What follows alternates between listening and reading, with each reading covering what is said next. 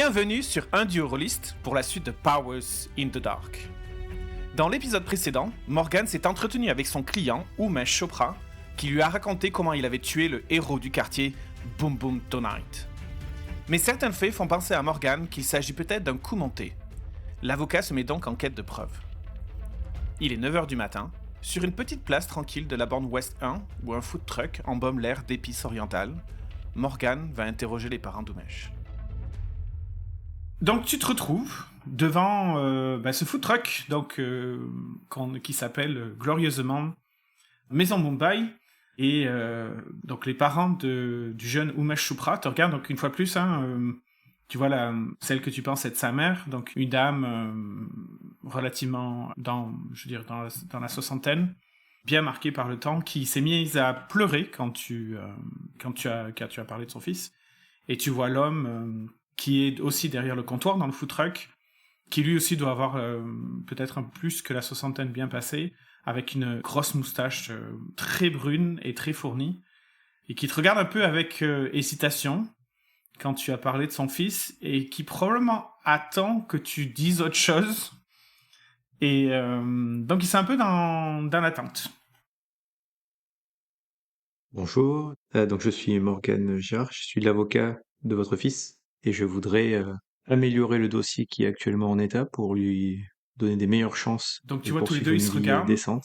Ils savent pas trop comment répondre. Et puis le mari fait un signe de tête à sa femme et descend du food truck. Et tandis que sa femme continue à s'affairer derrière. Donc c'est 9h et quelques du matin, donc on s'entend qu'ils n'ont pas 2 tonnes de clients, mais ils ont 2 jeunes qui sont assis là et qui mangent un truc. Donc l'homme s'approche de toi et puis bonjour monsieur, il te dit avec un très très bon français. Merci pour ce que vous faites pour notre fils. Je pense que je vois rien d'autre à dire. Est-ce que vous avez faim? Non, ça va aller, je vous remercie. Peut-être un peu plus tard, je reviendrai à un autre moment de la journée ou un peu plus tard prendre un de vos repas. Je voudrais juste un peu, je sais que c'est le début de la journée, donc vous avez peut-être encore un peu de disponibilité. J'aimerais que vous, votre femme et votre fille, vous m'accordiez un peu de temps pour parler de votre fils et de ce qui a pu le conduire dans cette situation-là, afin de trouver les éléments qui permettront de Oh, vous savez, ma femme, elle trouver a une issue été très favorable. perturbée par ça. Je ne pense pas qu'elle soit capable de vous dire quoi que ce soit, mais asseyez-vous, asseyez-vous. Puis il se retourne et il regarde autour de lui et il dit Ah, mais elle est pas là. Donc sa fille est pas là. Et donc il reprend et dit Non, elle est pas là, elle est partie elle est probablement partie en livraison ou aller chercher quelque chose. Maintenant que Umesh est plus là, on a besoin qu'elle s'en occupe, quoi. Et est-ce que c'est OK pour attendre qu'elle revienne et discuter avec vous ce matin, Non, ou mais préférez que je repasse un autre moment de la journée? nous pouvons parler maintenant. Vous accepterez quand même un peu de thé, un chai. Oui, merci. Donc Avec la pointe de lait, s'il vous il dit plaît. quelque chose en. Ouais. Tu penses que c'est de l'ourdou, mais ou de l'hindi, mais tu es pas convaincu. En tout cas, il parle dans probablement sa langue natale ou une langue qu'il parle. Et tu vois que son épouse fait un signe de tête derrière le truc et commence à mettre une bouilloire, à allumer une bouilloire. Tu sais, les bouilloires électriques où tu mets de l'eau et puis tu appuies sur un bouton. Mmh. Et ça commence à bouillir. Donc, commence à mettre de l'eau à chauffer. Mmh. Puis, vous pouvez commencer à parler. Puis, rapidement, 5 minutes plus tard, tu verras qu'il se lèvera pour aller chercher une sorte de plateau assez joli quand même. C'est pas des trucs en plastique, quoi. C'est un peu en métal, assez un peu ciselé. Puis, avec 2 tasses de chai dessus, et puis tu vois que la tienne elle a un peu de lait dedans, comme tu l'as demandé. Euh, je sais, pour être honnête, je sais pas quoi vous dire. Notre fils, il a jamais été comme ça. Il a toujours été un garçon exemplaire. Je sais pas. En gros, un objectif, c'est de parler avec eux pour essayer de savoir les éléments de la soirée ou autre, sans évoquer ce qui, tu sais, il avait évoqué que c'était enfin, la raison qu'il avait évoqué, que c'était par Mhm. rapport à une offense à sa sœur. Donc ça, je vais pas l'évoquer, bien sûr, là. Ça serait un moment juste avec elle. Là, c'est plutôt avec eux deux, de ce qu'ils peuvent dire de la soirée, enfin, de la journée, soirée, de quelques éléments. Et l'autre chose, c'est autour de Boom Boom Tonight ou d'autres corps de police qui pourrait leur faire de la pression sur le quotidien, pour leur fonctionnement ou autre, puisqu'il avait aussi laissé penser qu'il y avait des choses comme c'est des, bah, on va dire des immigrés, ou en tout cas, ce qui est un peu bizarre une fois que tu es dans l'étuve ou tu es dans un monde clos, les gens rentrent pas comme ça, de toute façon, une fois que t'es là. C'est un peu, ouais. Donc en gros, c'est plus autour de ces points-là que j'aimerais les questionner. Donc après, à voir comment tu veux qu'on gère ça, mais mon objectif, Ben, c'est on d'essayer va faire d'avoir un des éléments. roleplay, puis quand tu auras assez parlé, je te ferai faire un Mm. jet. Mais mieux tu parleras, plus le jeu sera facile. Je te donnerai un dé supplémentaire si tu t'en sors très très bien, ou un dé de malus si tu t'en sors très mal. D'accord. En gros, mon idée, c'est un peu quelque part, si je me trompe pas, c'est la partie recueillir des informations, et c'est comment je peux découvrir des éléments qui iraient dans le sens, soit qui sont sous pression et donc qui servent de bouc émissaire, pas de bouc émissaire, mais enfin oui, le moyen de pression pour que Umesh cède, soit que les éléments qu'ils apportent dans la discussion confirment bien le sentiment que c'est plutôt, enfin, Umesh est vraiment pas la personne qui serait capable de faire ça, quoi, et donc c'est autre chose, quoi. Donc voilà, et donc bah, en faisant roleplay, donc voilà, donc que pouvez-vous me dire de la soirée où les faits ont lieu? Où était Umesh? Qu'est-ce que vous savez de son trajet? Et l'autre chose que j'aimerais avoir, je sais que votre situation n'est pas forcément facile, bah, on sait que dans l'étuve, avec voilà, on est de plus en plus contraint, et que votre communauté, ou comme d'autres communautés, sont un peu des fois mises sous pression par certains services.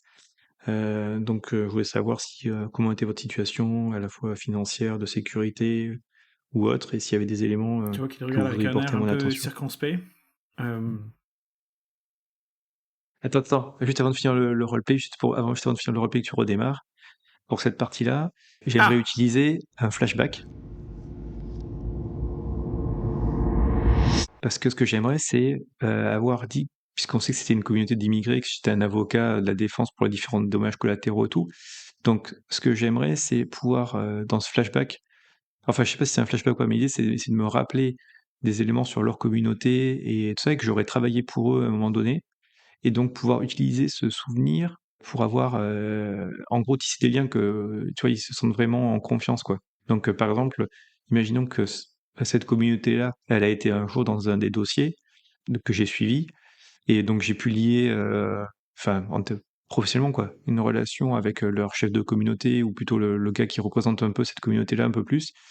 Et donc, je peux parler dans mes exemples par rapport à la pression, dire, ben voyez, à telle époque, il y avait eu votre machin, il s'était passé ça, toi. Donc, tu vas faire des liens avec, ouais, mon intégrité ok, et leur super. communauté, quoi. Alors quand tu parles de communauté, c'est un peu complexe parce que t'as pas forcément connaissance qu'il y a une communauté indienne si imposante ou qui vivent au sein d'une communauté. En revanche, ce que tu sais, c'est que parce que tu l'as lu ou tu l'as lu sur le dossier, tu sais que la famille Chopra, donc qui inclut les parents, les enfants et puis peut-être d'autres personnes, habite dans des cités HLM au nord de la borne ouest 1 qui s'appelle la Cité des Sols. Et disons que c'est une.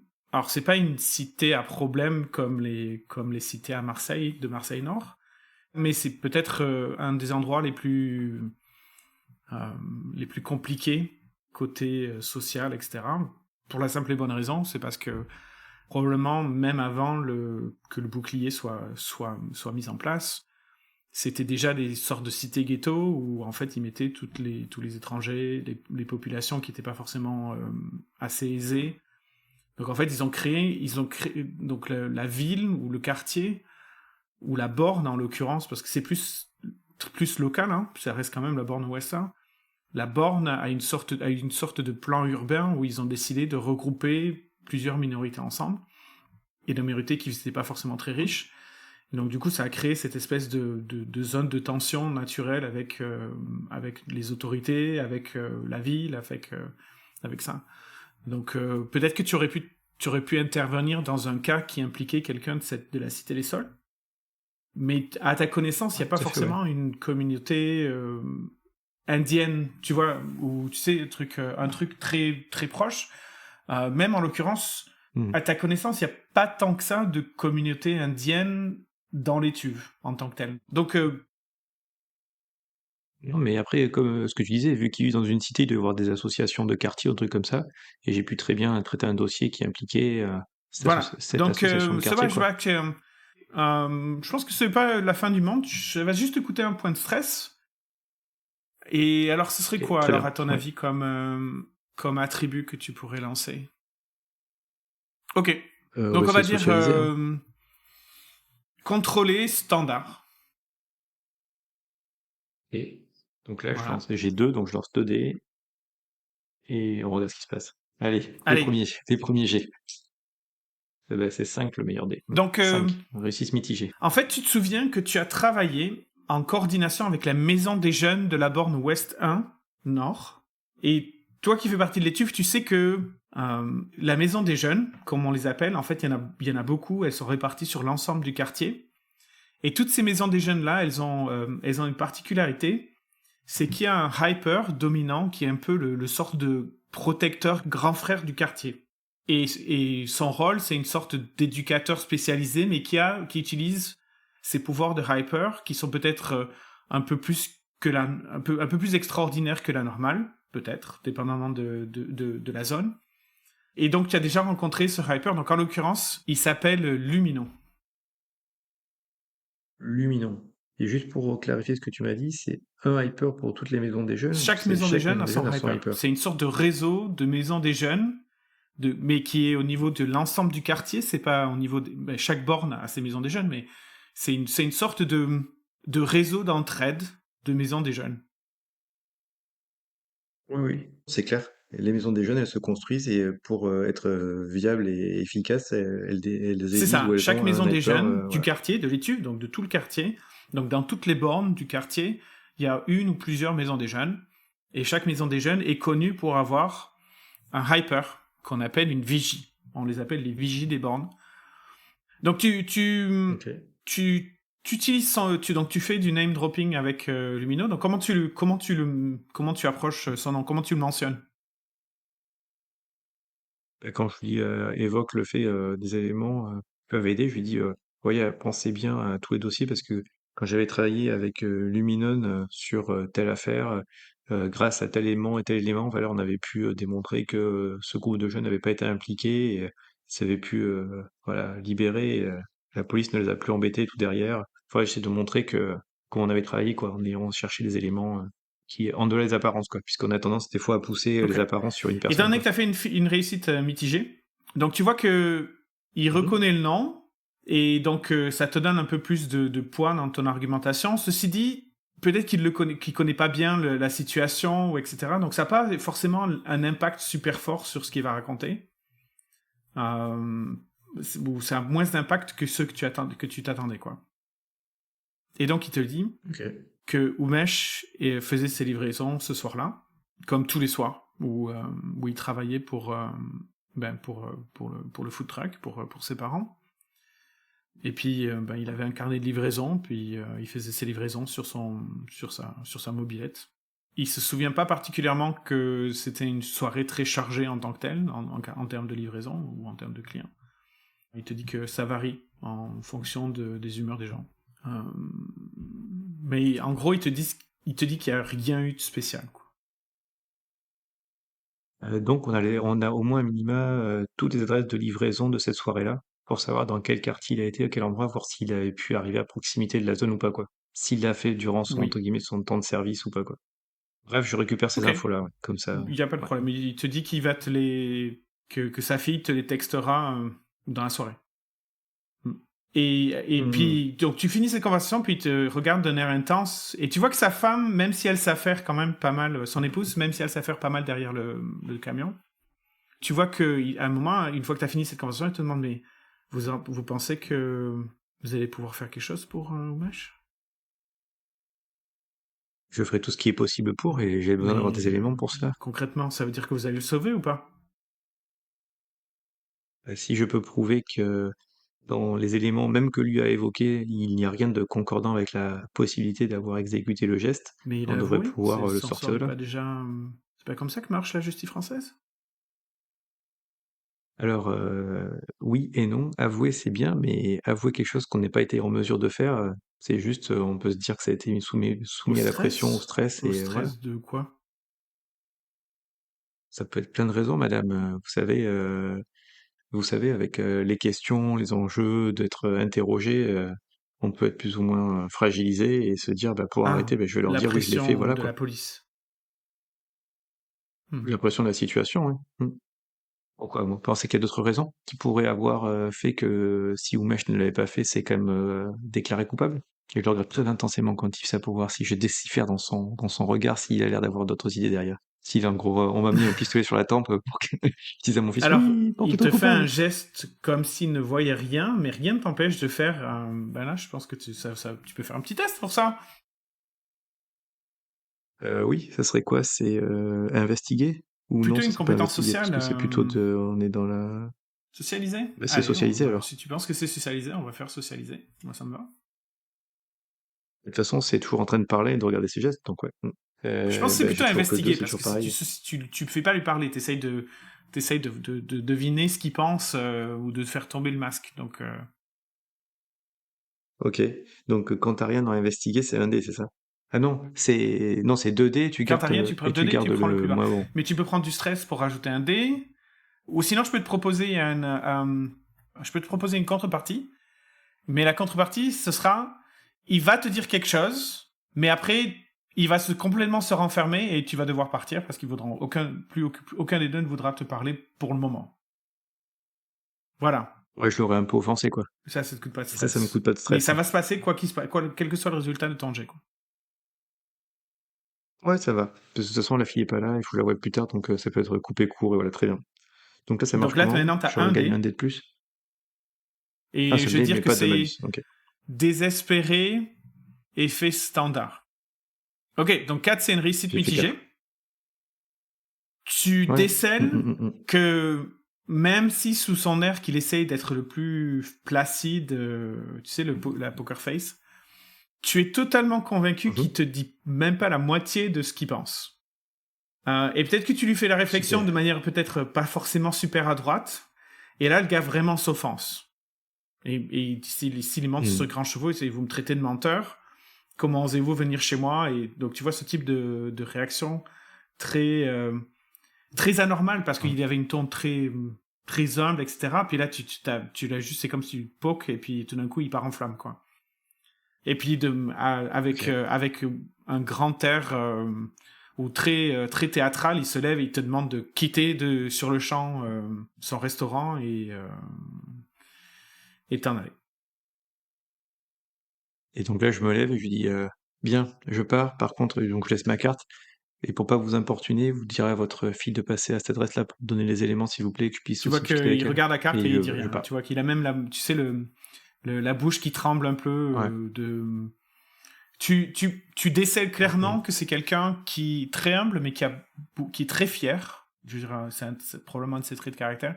Et t'as dû appuyer sur le mauvais bouton, puis ça l'a fait partir au quart de tour, quoi. Donc voilà. Et Parfait. donc c'était Ok. le food truck. Donc disons qu'il est 11h du matin. Tu repars. Que fais-tu? Mhm. Donc là, si je fais un point entre guillemets des différents éléments, en fait, c'est comme dans la foulée, quoi. En gros, on est toujours pareil, en fait.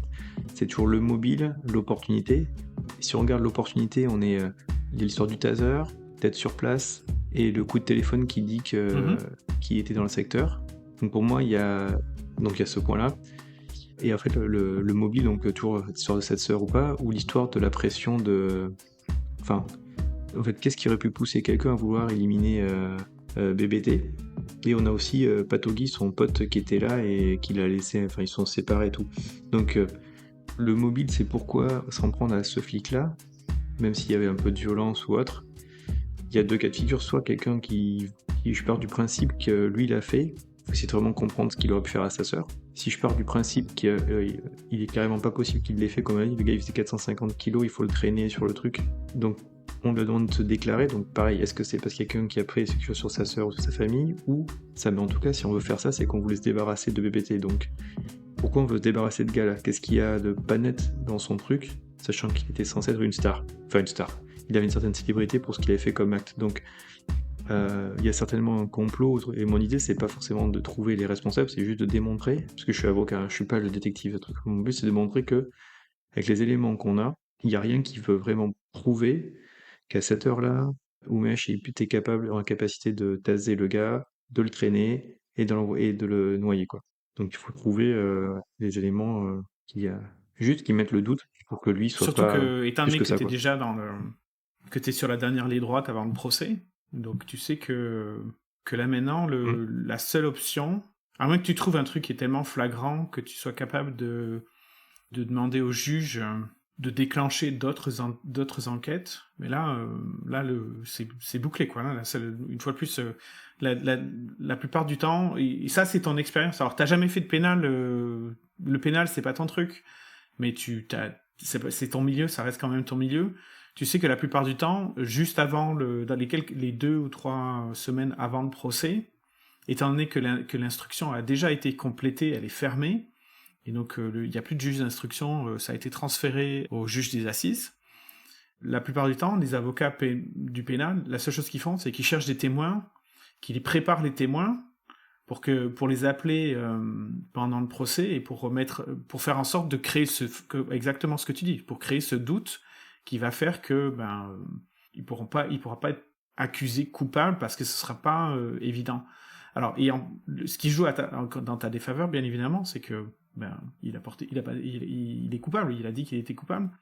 Donc, tu vas à contre-courant de ton propre client.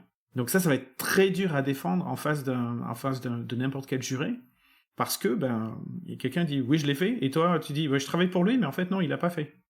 Donc la première question ça va être C'est oui, ça. mais pourquoi il dit qu'il l'a fait? Et c'est là où ça commence à être compliqué. Ah, c'est clair. C'est pour ça que là, je cherche juste, en tant qu'avocat, les éléments qui peuvent générer le doute. Et après, ça mettra normalement suffisamment de poids pour soit donner plus de temps à l'enquête, soit, par doute, le principe de la loi française, même à Hyper WE dans ce futur, c'est que si t'as pas une preuve formelle, sur un doute, tu peux Tu pas étais en accuser pleine quelqu'un, quoi. réflexion en train de conduire, je dirais en repartant de... Est-ce que, d'ailleurs, comment tu te déplaces en ville? Est-ce que tu conduis, les transports en commun, tu marches, le vélo? Non, c'est soit il se déplace en véhicule, soit en transport en commun. Donc soit il a son véhicule, je sais pas quels sont les modes de trucs Eh ben, ça dépend. Tu dans pourrais avoir Hyper-W, mais un vrai véhicule, comme une voiture. Alors, les voitures, elles flottent. Hein. Il n'y a pas de roue dans Hyper-W, donc c'est des espèces d'hydroglisseurs ou d'aéroglisseurs, mais ça reste quand même des voitures. Sinon, il y a les transports en commun. Là, t'es pas dans un quartier qui est très central, mais tu sais que quand tu te rapproches plus des quartiers centraux, c'est même pas des transports en commun, en fait, c'est des espèces de plaques magnétisées. Puis tu te mets sur la plaque et tu as juste à penser où c'est que tu veux aller, puis la plaque décolle et puis elle t'emmène où tu veux, quoi. ah non, je vois trop. Tu connais la série attends, je crois que ça s'appelle L'avocat Lincoln, un truc comme ça. En fait, c'est une série où tu fais donc un avocat qui défend ses clients et tout ça. Et en fait, le style, c'est l'avocat à Lincoln, un truc comme ça, parce qu'en fait, il est toujours dans sa vieille voiture Lincoln et c'est son là où il est un chauffeur, bien sûr. C'est ce qui paye, il y a des relations avec ça. Et puis, il étudie ses dossiers dans les voitures pour plus jamais perdre de temps, quoi.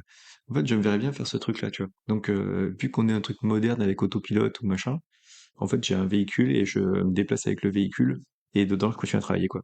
D'où je peux faire mes réflexions, tout ça, D'accord, sans donc en prendre fait de c'est un risques. véhicule autonome, Ouais, c'est comme si tu avais un taxi invisible en fait. Ok, c'est super. Est-ce c'est qu'il a un ça. nom, ton véhicule autonome? Colombe. Colombe. Colombe. Colombe parce que c'est l'oiseau qui amène la paix. Aucun rapport avec Donc, l'inspecteur Colombo, voilà. c'est ça? Ah. Bah si, il y avait un peu, je Ok, me suis Colombe. dit, je siffle Très un bien. petit peu. Donc Colombe te déplace et disons que c'est pas forcément une intelligence, je dirais, c'est un véhicule autonome, mais ça veut pas dire qu'elle te parle, elle te fait la conversation et tout, c'est un véhicule. Plus tu dis, je vais aller de là à là, Non, c'est un taxi, hein, il t'amène aux non. Donc endroits, tu es voilà, c'est derrière ça. en Ouais, train c'est de ça. réfléchir Ouais. à tout ça ou à prendre des notes sur l'entretien avec la famille Chopra, les parents Chopra. Quand ton téléphone sonne et tu vois le numéro qui est affiché dit Palais de justice.